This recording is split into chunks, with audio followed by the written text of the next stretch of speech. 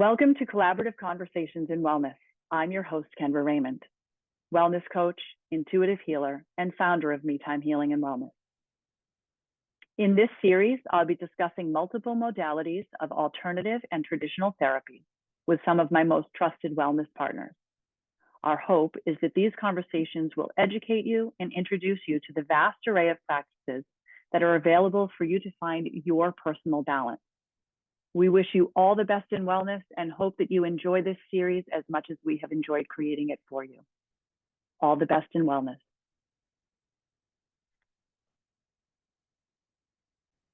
Hello and welcome to Collaborative Conversations in Wellness. I'm your host, Kendra Raymond. My guest today is Marnie Memmolo, a longtime friend and colleague of mine. Hi, Marnie. It's so good to have you here. Hi, Kendra.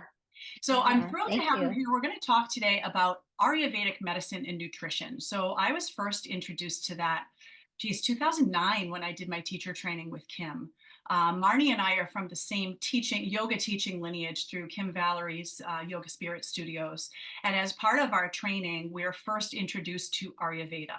So Marnie will talk to us today about the basics of what Ayurveda is and how it can work with kind of our natural cycles to help us just create a better balance in our life. But by way of formal introduction, Marnie, a student of life, uses her teachings, practice, and the healing aspects of yoga in Ayurveda as a way to manage the ebb and flow, highs and lows, and imperfections of life with grace. And let me tell you, Marnie is one of the people in my life who you move through life with grace, and it's a joy. Thank you. She manages the ebbs, flows, highs, lows, and imperfections of life with grace, acceptance, and a greater sense of balance, which is what we're all striving for. A yoga teacher for 20 plus years, her eclectic style synthesizes many techniques to improve health, facilitate relaxation, relieve stress, and cultivate a greater sensitivity. She is an ERYT. For those who don't know what that is, that's an experienced registered yoga teacher at the 500-hour level, with additional specialty certifications in pre- and postnatal yoga, pelvic floor yoga, yoga education, yin, yoga nidra, Pilates mat, and sensory awareness training for yoga attunement. She's also attuned in total bar, Thai bodywork, and Ayurvedic wellness counseling with an emphasis on women's issues, which is why we're talking today. Her business, Maha Moon, which means great moon, is designed to nurture every phase of life. So what's beautiful about the way that Marnie has worked her practice is, kind of started with yoga, just like me, and then she's really gotten into this Ayurvedic medicine or nutrition. So could you give us a brief understanding of Ayurveda and kind of what it is in the realm of yoga and wellness? Yeah, sure. And thank you, Kendra, so much for having me here today. It's really a pleasure and honor to connect in this realm and through the ethers of I know, right? So technology, right? You used to be local and Mm-hmm. she moved, but like the blessings of technology, we're still very much connected. Yeah. So and through I kind of think like one of the upsides of COVID is it really allowed us to have these types of technologies. I mean, they were already existent, but I think they came more into play. So, and I love it. So, um, so yeah. So the word Ayurveda, Ayur, Ayur, means life, and Veda means science, wisdom, um, knowledge, and it could even be a loose translation could be truth. So it's the science, the wisdom, or the truth of your life. And so it's a science of nature, and it's one of the oldest known continually practiced forms of holistic natural health care that originated in India and over 5,000 years ago. And so, yeah, so it's and some of the Vedic texts that Ayurveda stemmed from, and that knowledge is still being used today. So it's a time-tested wisdom that the aim is to really maintain the quality and the longevity of life and to treat imbalances of those that are sick and may have disease. Right. And so, but the beauty of Ayurveda really is that it's not a one size fits all form of healthcare, but rather it's an individualized approach to healthcare. And it looks at all aspects of your life, not just the physiology, but however, physiology is a big role in it, but it's going to look at the mind,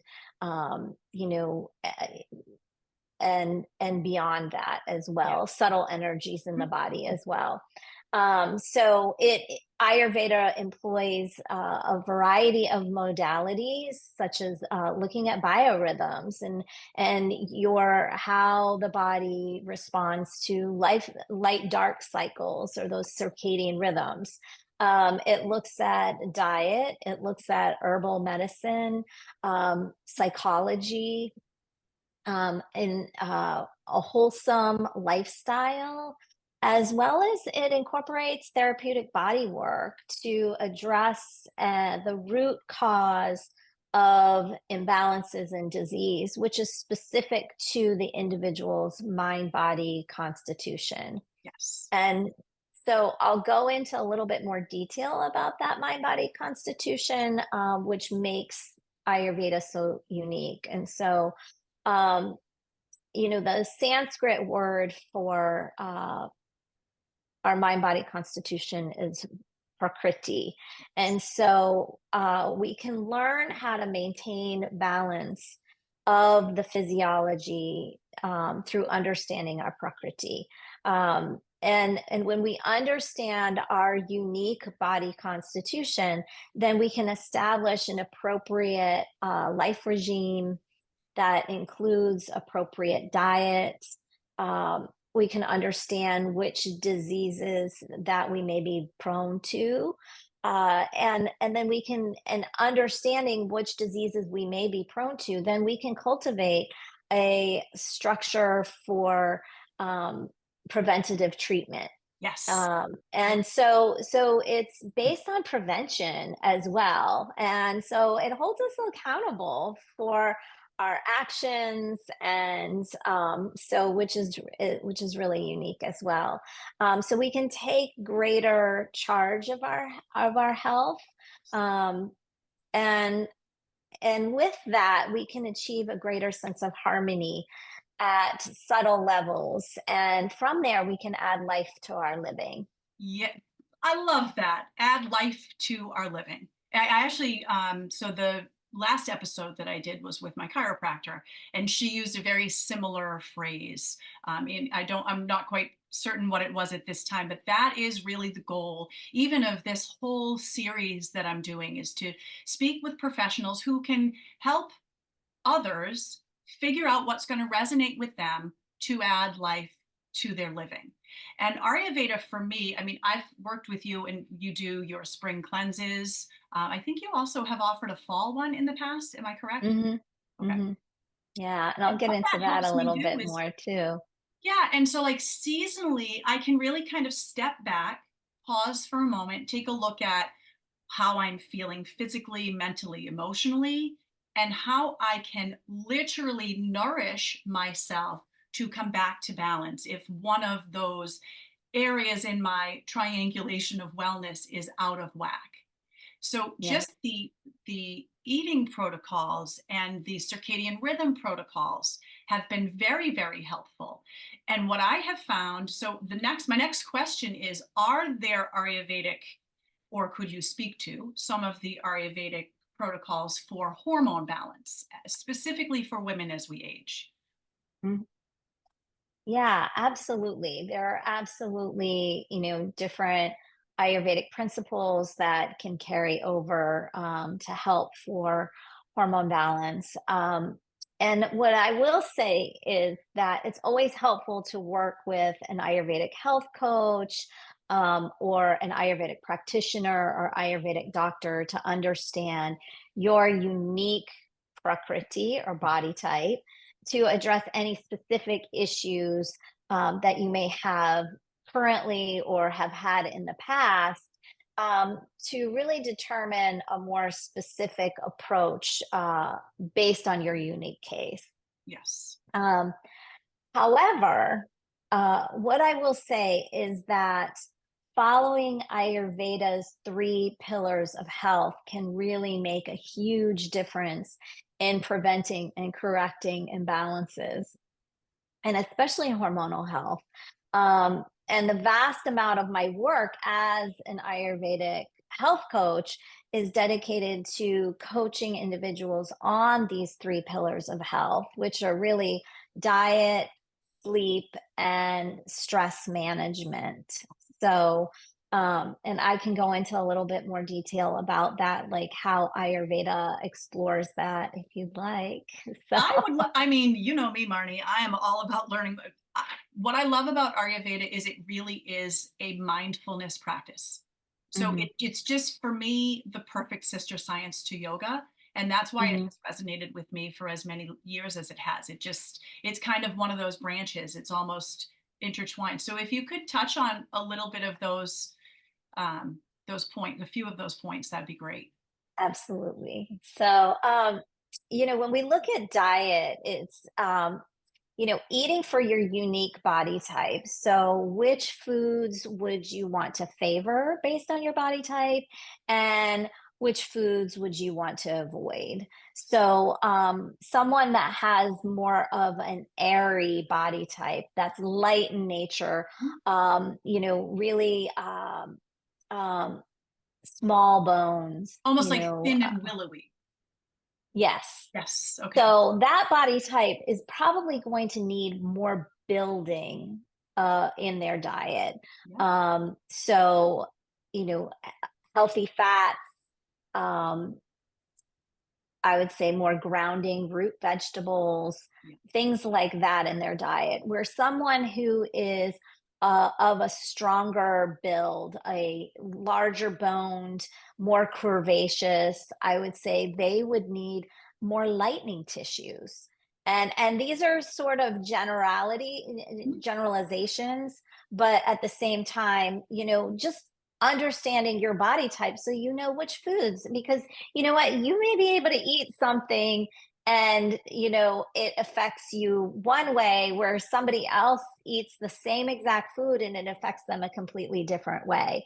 Yes. So just understanding that what your relationship is to food can be really, really important. Like what works for you, what doesn't, because it's not like, oh, this diet or this diet. It's the what you're taking in should be balancing Yes. for you, That's the and key that for you. exactly. So and then when you know which foods to favor and which foods to avoid, but also knowing how much to eat based on your body constitution and when to eat is really, really important. Now, that is critical. So, from a traditional nutrition standpoint, people are looking at their macros, like the proteins, the fat, but Mhm, they're not looking at the specific source of protein or the specific mhm, source of fat and the time at which they're eating those things. For mhm, example, the last cleanse that you ran that I participated in, I mhm. changed up the way that I was eating animal protein in terms of the time of day, and it really did impact my sleep for the better. I Yeah, was eating yeah. animal protein too late in my day, and it was impacting my sleep because my system was working too hard to digest. Mhm. And that subtle change, that's not something you're going to get in traditional nutrition. Yeah, and I love that you brought it up, and I love how you were able to take the principles of Ayurveda, incorporate it into your life, and actually see a difference. And Yes. it's so lovely because that's something that I wanted to share with with the listeners out there is that, recognizing food cues is really, really important. If we're one of those types of people that, are always on the go and maybe skipping meals, then I don't that know if can anyone like that, Mark. really that can really affect your that can create some health issues and some imbalances, and they might be really subtle, but the thing is it's really important to notice those, those hunger cues and respond to them, and not just sort of dismiss them, because otherwise the body stops secreting those really, really valuable digestive enzymes that are so important. And if we're not following those food cues and those enzymes aren't being secreted, then we're going to have a hard time breaking down that food that we're ingesting. And that can lead to a bunch of, digestive issues. And the body can end up being depleted, or you may end up, having a harder time digesting the food. So that can lead to another issue as well, where you're not assimilating what you're taking in. So that's important. But also, there, on the other end of the spectrum, there can be like types of people that are grazers that graze Yes. throughout the day, maybe not eating a substantial meal. And with that, if we're always eating kind of between meals before that previous meal has been digested, then the food that is not completely digested, if we're adding more food to that, then that can ferment in Ooh, our gut and create, gas, bloating, and overall toxicity, which is yes. sludge in our system. And that sludge is really hard to get out. And that's going to So, create potentially inflammatory issues if mhm, it stays and becomes latent in that gut yes. lining. That microbiome is so important to keeping everything, joints, skin, hair, nails, like those can be cues right away as to whether or not your microbiome is out of whack. Yeah, and there's certain body types that it's okay to snack, Mhm. and then there's other body types that really, don't need snacks. So, but when we look at, certain body types, there should be at least like, overall like about 3 hours in between meals, which can be really, really helpful in regulating your digestive system. Yes, So, absolutely. and then lastly, I was thinking about how the time of day is really important, and you mentioned this. Our main meal should really be midday, Mhm. somewhere around the time of 10 and 2 p.m., where we're eating our largest meal of the day because our metabolic fire is the strongest that time of day. So it's easier for us to break down. But in addition to that, we need fuel, and we need to break it down in order to go about the rest of our day and have energy throughout the day. So if we're eating a heavy meal, our evening meal should be light, and well digested, as you mentioned, before we go to bed, and you start to notice the difference. So if we're eating something heavy, that or something that's hard to digest, or it's late in the evening, then it can really affect our sleep. And the same thing goes for drinking alcohol before bed. This might have worked, in your 20s and in college and stuff Yeah, like that. right. But as we age, um, alcohol can, one, it converts into sugar, so which isn't good, especially if we're going to bed. We don't need Mm, that.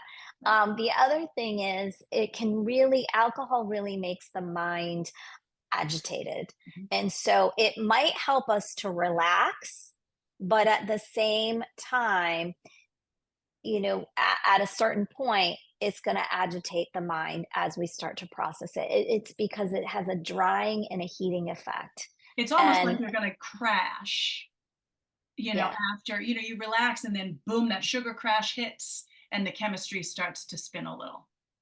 yes, yeah. So, and that's going to affect sleep too. Mhm. So, which kind of leads me to the next topic, which is the second pillar of health is really sleep. And, when we look at sleep, we look at which body types need more sleep, which body types need less sleep. Um, but also, it's really important, like, you know, there's a difference between, and as I notice it myself personally, um, having a good night's rest. And I wake up feeling rested, and I'm like, and I notice that. And then, or on those nights that I don't have a good night's rest, I'm like, this is awful. Yep. So, and sleep is like a real issue. So, because, but also finding proper rest. And so, to really give our sensory organs a break, Yes. because we live in a fast paced Oh yeah. Coming from culture. every angle. Yes, everything's coming in. We're taking in all this data and we're trying to process it lickety split. And you know what? And now with AI is saying you can't do it fast enough, human being. We're going to do it for you. Mhm. So, you know what? With that being said, we need to slow down so we can make sense of the information that we're taking in, and to properly digest that information and assimilate it so we can have greater meaning in our lives. And I And feel too, Marn, as the balance comes in, or at least in my experience with Ayurveda, because listen, yes, I know what Ayurveda is. Yes, I understand it, and I understand generally my practices. But I'm also human, and I have a human life that I fall off. We all Mhm, fall off every so often. But once I come back on track, as that balance comes in, and my sleep patterns become more healthy and my eating patterns become more healthy, my brain fog clears up a little bit. mhm, I just, my productivity is that much sharper. My mhm, energy level, obviously, if we're eating the right way, but if we're eating and sleeping properly for our individual, constitution versus what the internet's telling us to do to stay thin, I think there's a significant difference in how it impacts our overall lifestyle. mhm. Just Yeah, just sleep factor alone in Ayurveda has been tremendously helpful for me. yeah, and I was looking at some sleep statistics, and I found it very interesting that since like 1940, the average amount of sleep an adult gets has decreased. And so, I think back in 1940, it was somewhere, don't hold me to this, but I remember roughly that it was about 7.5 hours Okay. that adults were getting. And then when we look at, currently sleep statistics are we're getting maybe 5.5 to 6 hours of sleep. So, and this can really lead to cognitive decline. Yes. It can affect work productivity, and there are a slew of health issues that are associated with lack of sleep. So, when I think about, when you have a young child, you create a sleep schedule Yes. for a young child. And it's really important to have a really good sleep routine. And so, Ayurveda would say, go to bed by 10 o'clock. Anything past 10 o'clock, you are based on certain energies of the day, you're going to get a second wind. And when you get that second wind, it's going to rev up your system rather than wind down your system. And I have fallen victim. yeah, yeah. And so what happens though, the interesting thing is that window between 10 p.m. and 2 a.m.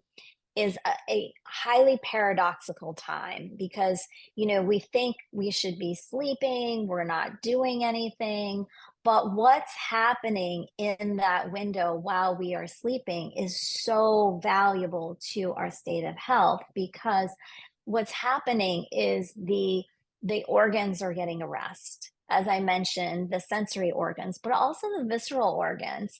And, this is the time where the lymphatic system starts to rev up by, it acts as the nighttime janitor where it's coming and, emptying out all of the waste that has accumulated in our tissues, and it moves it to the gut so then we can eliminate it. And usually we find that elimination first thing in the morning, which is a good sign of health, is having that morning bowel movement. But aside from that, the body is cleaning out during that nighttime, but also it's where our body is our subconscious is processing our day. Yes. And when we are not processing our day, it's harder to make sense of it the next day. So Yes. really taking that time, that window, to get that proper rest so our subconscious can just make sense of it all, and which is so important. So that's where, that second pillar of health is just so important. And you mentioned if you had a small child, you put them on a sleep schedule. Of course, my children are older now, that. And many of my clients are kind of in my stage of life or coming into my stage of life. So I can speak to them almost as peers. And I just say, if they have children of their own, I can usually use this.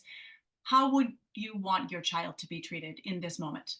How would you wish to nourish your child's body or your child's mind? It's time now that we step into doing this for ourselves, because life doesn't get easier as we get older.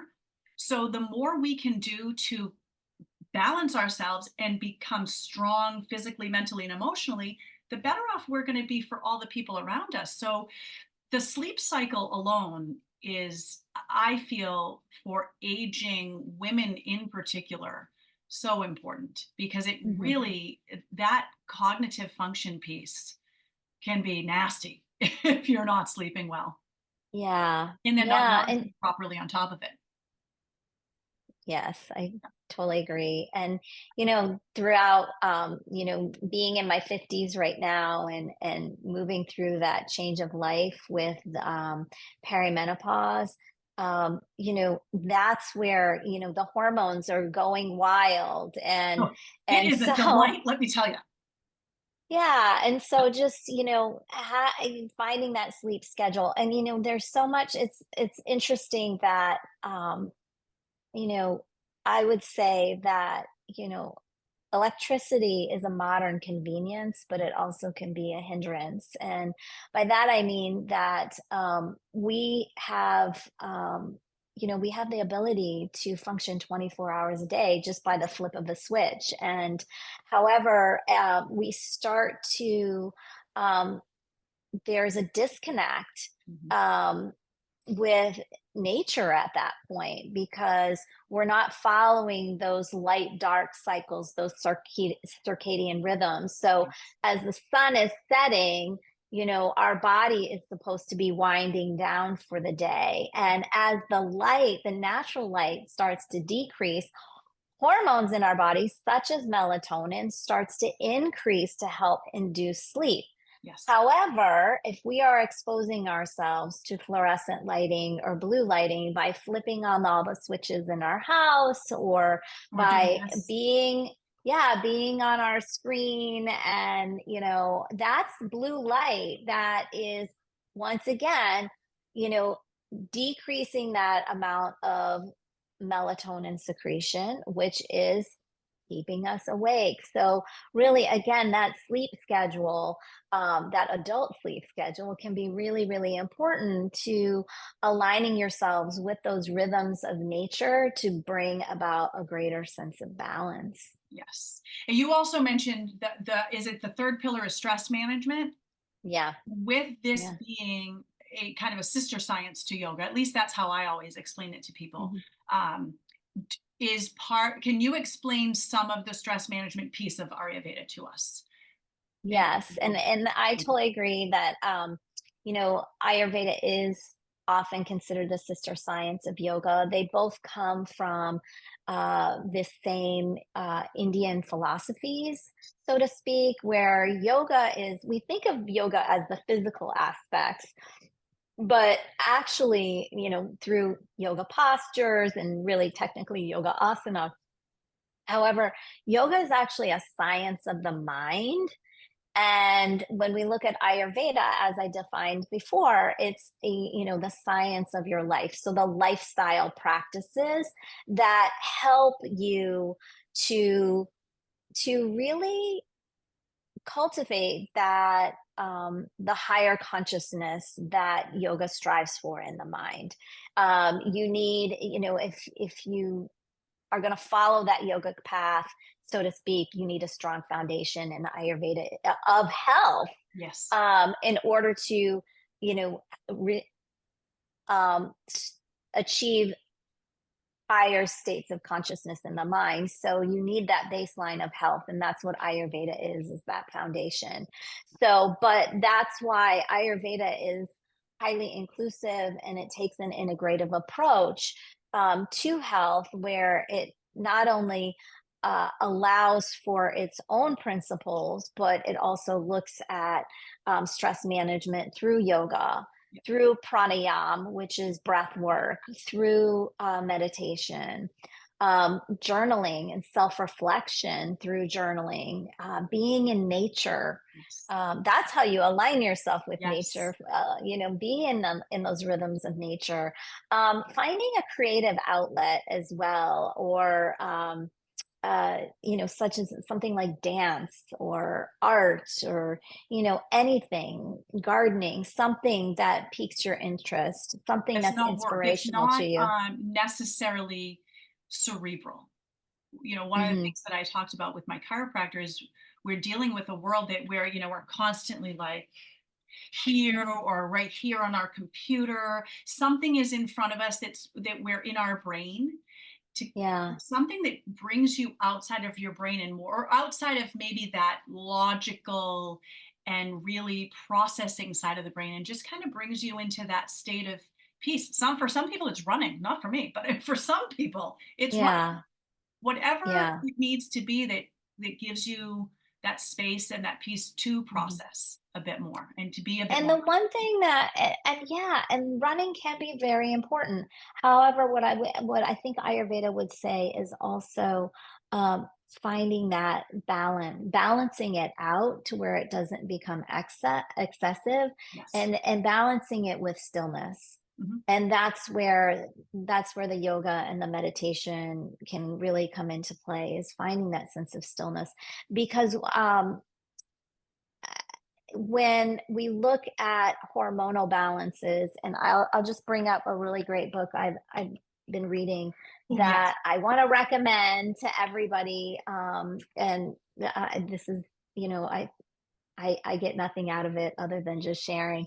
But it's a book by Claudia Welch, and it's called Balance Your Hormones, Balance Your Life. And she talks about how a lot of it is that balancing our hormones. When we look at hormones, she kind of simplifies it by having yin hormones and yang hormones, and yin being those quieter, those cooler hormones, versus the yang that are the more active hormones. And so, but we live in a yang culture. And so what is happening is our yin hormones that we need to balance it out are getting depleted.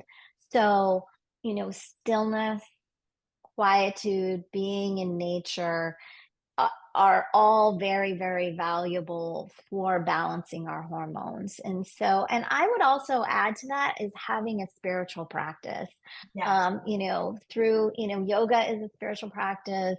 Ayurveda, really incorporates that spirituality. So finding something that gives you that spiritual practice, which is can be connecting so outside helpful of yourself.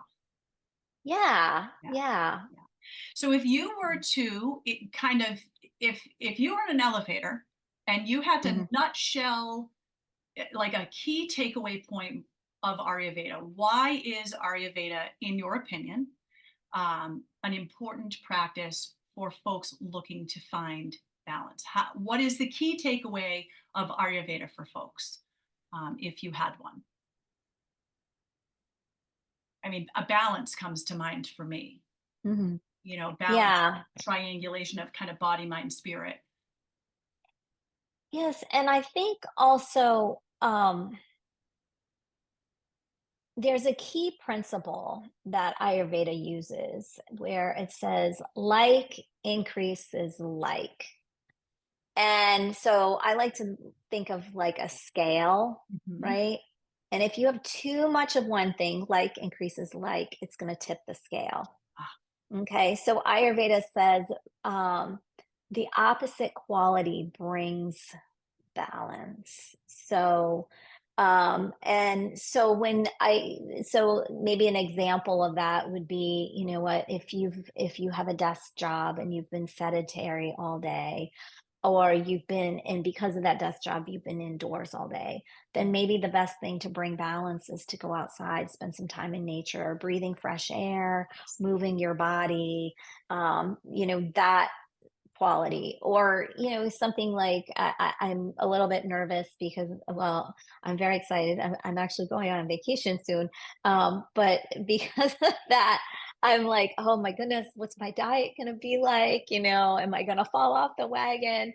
And so, like, and life happens to us, and we want to enjoy life. And so, but if we are constantly eating on the run and just sort of not focused on our meal, then maybe something that we need to do is to bring balance, is to sit without any devices in front of us and focus on that meal, which can turn into a meditation yeah, in itself, yeah. and a spiritual journey in itself, when you think about just sort of meditating on the food, meditating on the source of where it came from, the number of hands that were responsible in cultivating and harvesting that food to nourish you, which, so something as simple as that can be turned into a spiritual practice. And I think the Thich Nhat Hanh, um, is the Buddhist monk who Yeah. is just so well, what's the word that I want to think of? It's like he's just, he speaks so much Revered, into that. yes. Yes.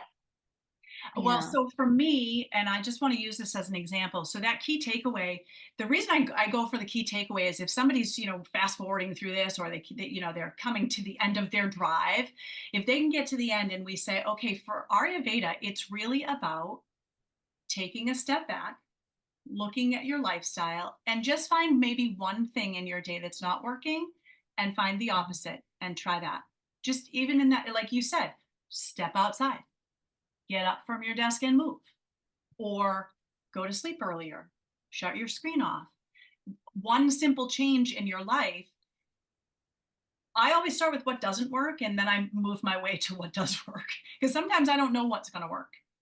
And I think Ayurveda gives you that freedom and flexibility to find out what does work for you, obviously guided by somebody such as yourself with knowledge and experience and the science behind the practice. Hmm. Yeah. So what is the best way for people to work with you? I mean, I know obviously you do phone consultations and Zoom consultations. Is there a cleanse coming up anytime soon? What's the best way for people to reach out and find out more from you about maybe a consult? I'm really kind of old school. Yeah, me too. Because so phone and text is really the easiest way. I do have a website, and the website has, events, whatever's in the pipeline. Yep. And but you can find my phone number on the website. The website's mahamoon.com, MAHA moon, MOON.com. And I And will then, include all of this information in my show notes also for folks. I just wanted to be sure I wasn't missing any other ways to reach you, because I think no, this is important, and I trust your knowledge of it and your sensitivity to just the individuality of it. more Mhm. than anyone, really. We've known each other for a long time, and I trust your work. Yeah, and so, yeah, and I think I do a lot of work one-on-one with individuals and through Zoom or in person if you happen to be local to me here down in north of Atlanta. And then, but also I do lead group cleanses and small Ayurvedic retreats. And one of the things that I've been really loving doing is here local, and hopefully I can get a chance to do something over the summer up there in Massachusetts, is doing cooking classes and Oh, teaching yes. people Ayurvedic principles on through cooking classes. And so then you have recipes and you can eat seasonally and you can learn the different spice mixtures and the value of the spices because, That's the trick. The values, yeah. we are, we can be very set in our ways. We live in the United States. I live in the Northeast of the United States. But as you state in your work, especially in the cleanses, we have access to food from everywhere that our ancestors would not have had access to. Hmm. So understanding the spices and the seasonality of how to use them is Hmm. that was a game changer. I've got John loving kitchery now. Yeah. We do kitchery we do it once a month for like 5 days, and he loves Mhm. it. And it's just been, that little change for him has really helped give him a week where his digestive system just can get a little bit of a break. Yeah, and that's something that's, so valuable with the cleansing Yes. is that, a simplification and a reduction. Simplification in lifestyle is that, if for people that don't know what khichdi is a traditional Indian dish that is a combination of basmati rice and split mung beans. And the mung beans, so you have a perfect balance of carbohydrate and protein, but there's also many digestive spices that are added. And so those spices really aid in the digestive process, which is so important. But so you've got that simplification one on a lifestyle level of like, hey, I don't have to think about what I'm going to cook. I know what I'm going to cook. I don't have a meal plan. Kitchery, you can even buy kitchery kits that are already mixed and all you have to do is cook it all together, which is great. But it's that idea of simplification and reduction of what you're putting into your body and ultimately into your mind, because what Ayurveda sees is that what we're taking in ultimately affects our mind, because what we're taking in through all of our sensory inputs, whether it be food, what we're hearing, what we're seeing, what we're tasting, what we're smelling, that is all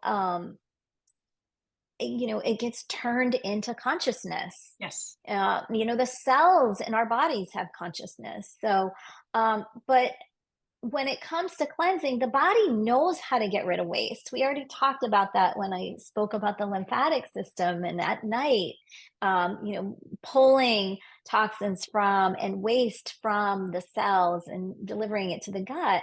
But your body might have a hard time doing that if it's continually struggling to keep up Yeah. with what you're adding to it. Yes. So with a seasonal cleanse, it's a really nice opportunity to look at your habits, your patterns, your attachments to certain foods, maybe your aversions to certain foods, and start to add more seasonal foods into your diet. Ayurveda is a big advocate of eating seasonally because the gut microbiome changes throughout the year. Sure. So it's not so much about like the RDA or the recommended daily allowances that your body needs. It's more of like what your body needs over the course of an entire year of nutrients. And so really, you know looking at your body's nutritional needs, but also starting through a cleanse, cutting out anything that might be an irritant to or hard to digest. Yes. And then with that in mind, the goal is to cause the body to expend a minimum amount of energy in digesting what it's taking in, so that the resources can be dedicated to really cleaning house.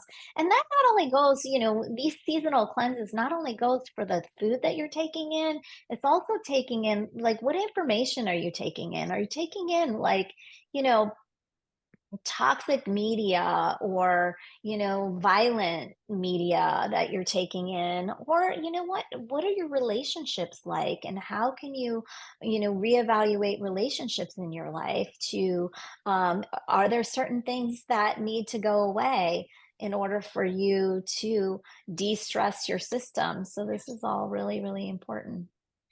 Well, I would say if I were to kind of wrap this up in a nice little shell, I actually, just before we started today, I went out and I bought some of my spring plants.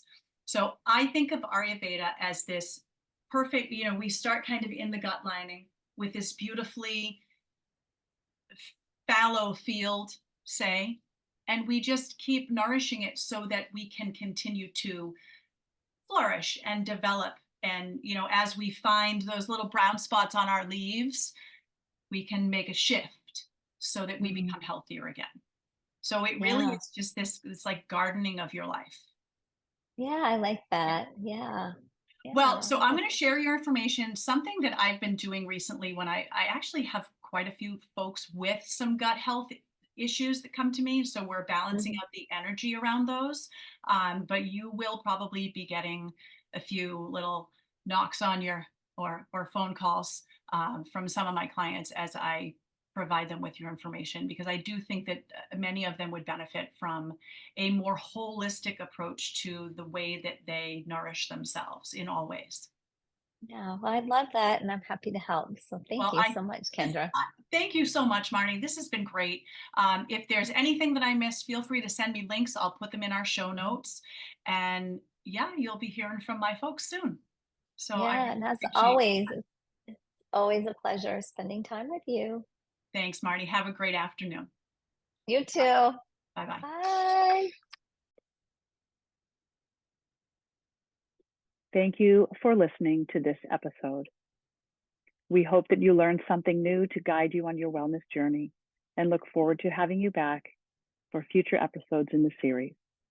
All the best in wellness.